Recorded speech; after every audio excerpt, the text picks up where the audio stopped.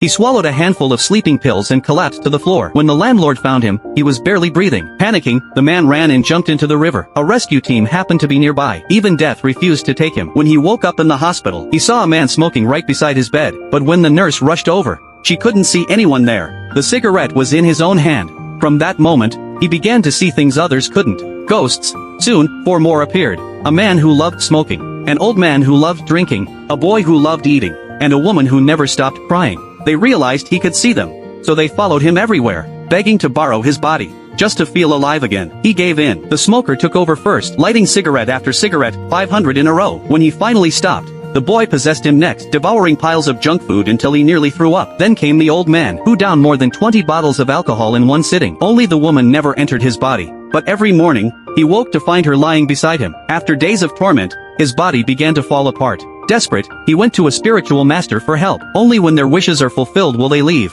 So he went home, and started asking what they wanted. The old man spoke first. He wanted to return an old camera to his best friend, a memory from their youth. The man found the camera through the police, and delivered it himself. Next was the boy. He just wanted to watch a cartoon movie. They watched it together, and even bought an anime toy before heading home. Then came the smoker. He longed to ride in a yellow taxi once more. He took over the man's body and went for a drive. When he reached for a cigarette, he hesitated, and threw it out the window. A police officer saw it, and stopped him for littering. License, please. He didn't have one. At the station, the officer told him to call his family. He smiled sadly and said, "I don't have anyone left." The officer let him go.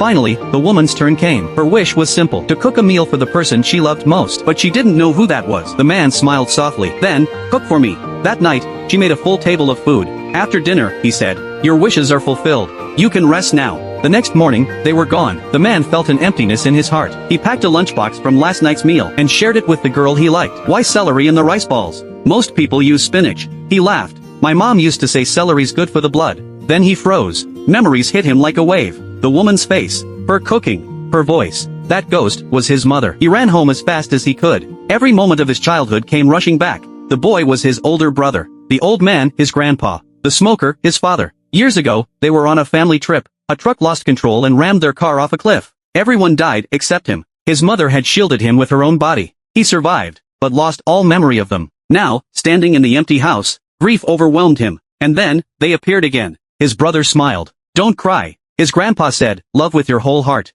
His dad whispered, "Never smoke again." And his mother. She held him close, like she used to when he was little, and said softly, "I'm sorry for leaving you alone for so long."